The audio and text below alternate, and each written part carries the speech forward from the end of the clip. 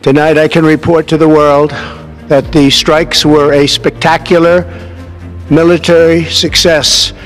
این حادثه سربرآوردن یه مجموعه شرافتمند قوی در سوریه هم اتفاق خواهد افتاد. جوان Попытки устроить внутреннюю смуту обречены на провал.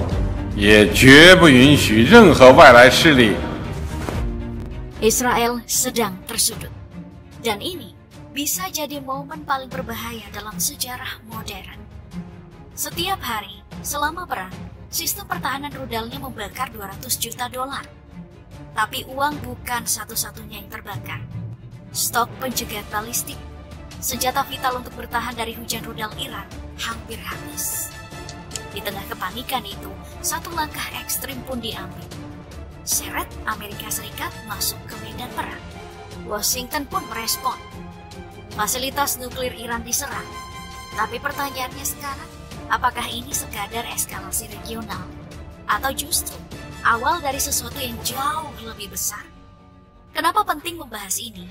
Karena jika bom nuklir benar-benar diaktifkan, konflik ini tak lagi soal Yerusalem, Gaza, ataupun Teheran. Ini soal kita semua. Satu ledakan bisa menghapus kota. Satu keputusan bisa menghapus jutaan nyawa. Dan di dalam diam, dunia mungkin sedang melangkah menuju perang dunia ketiga. Dan kita akan terseret.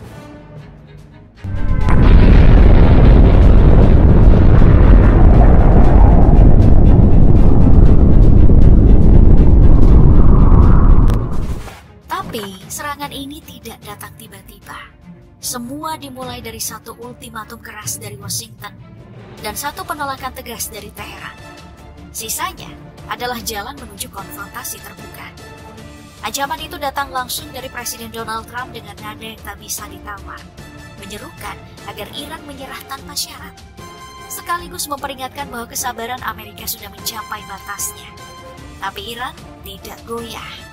Pemimpin tertinggi Iran Ayatollah Ali Khamenei menanggapi dengan tegang. Jika Amerika Serikat menyerang, mereka akan menghadapi konsekuensi yang tak dapat diperbaiki. Iran tidak mundur, dan Trump pun bukan sedang menggertak.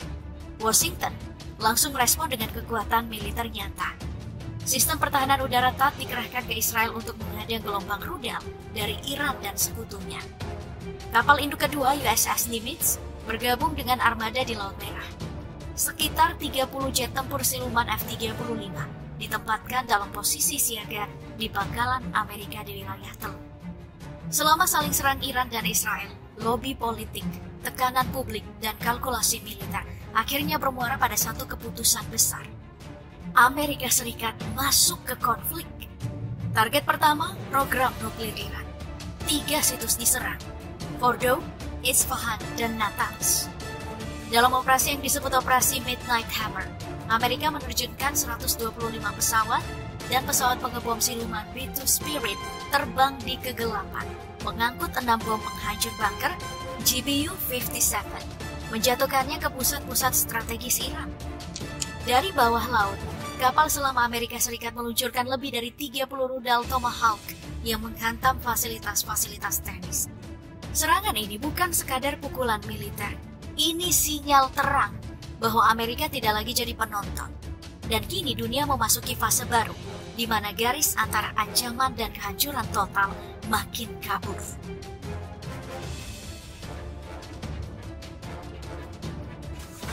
Lagi-lagi, serangan Amerika ke fasilitas nuklir Iran bukan terjadi begitu saja. Ini adalah mimpi lama Israel yang jadi kenyataan. Target utamanya Fordow, pabrik pengaian uranium paling rahasia milik Iran. Fasilitas ini terkubur jauh di bawah pegunungan, dijaga ketat, dan diyakini sebagai jantung program nuklir Iran. Dan hanya ada satu cara untuk menghancurkannya: bom bunker penghancur GBU-57, senjata pemusnah paling dalam yang hanya dimiliki Amerika. Israel tahu itu, dan mereka butuh Amerika untuk mengeksekusinya. Tapi bagaimana cara membuat Amerika bersedia menekan tombol? Inilah saat taktik bayangan dimainkan. Sumber-sumber intelijen menyebut Israel menjalankan operasi bendera palsu, sebuah skenario lama dalam dunia spionase di mana satu pihak menyamar sebagai pihak lain. Targetnya, Kedutaan Besar Amerika Serikat di Tel Aviv. Serangan ini diklaim sebagai ulah Iran. Narasi pun dibangun. Publik Amerika digiring. Ketika warga Amerika percaya bahwa tanah mereka telah diserang, persetujuan untuk perang menjadi lebih mudah. Taktik ini bukan hanya manipulatif, tapi juga berbahaya. Karena satu langkah keliru bisa menyulut perang global yang tak bisa dihentikan. Dan yang paling mengerikan, kita bahkan mungkin tidak tahu siapa yang menembak duluan.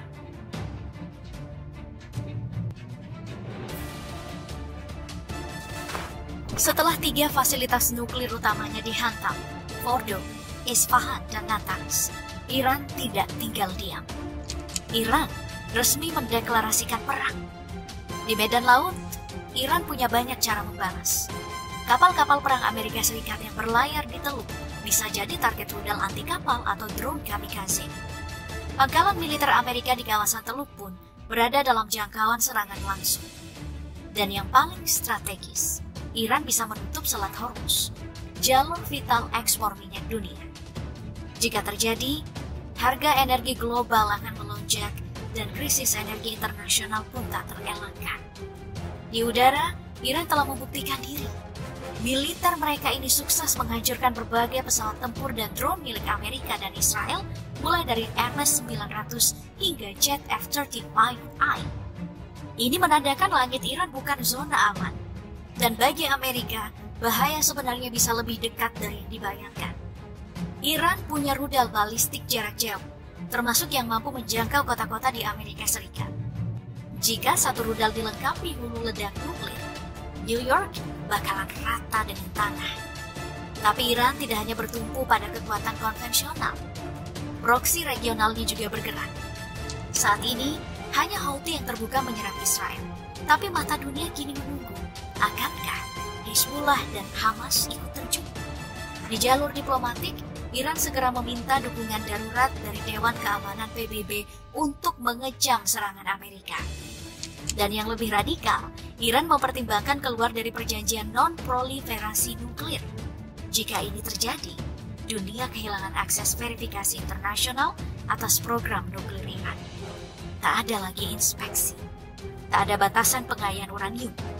Iran bisa mengembangkan senjata nuklir secara legal dan terbuka tanpa dilabeli pelanggar.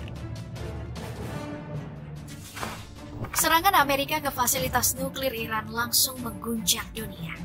Perdana Menteri Israel Benjamin Netanyahu tak menyembunyikan kegembiraannya, menyampaikan ucapan selamat kepada Donald Trump dan menyebutnya sebagai langkah berani demi keamanan global.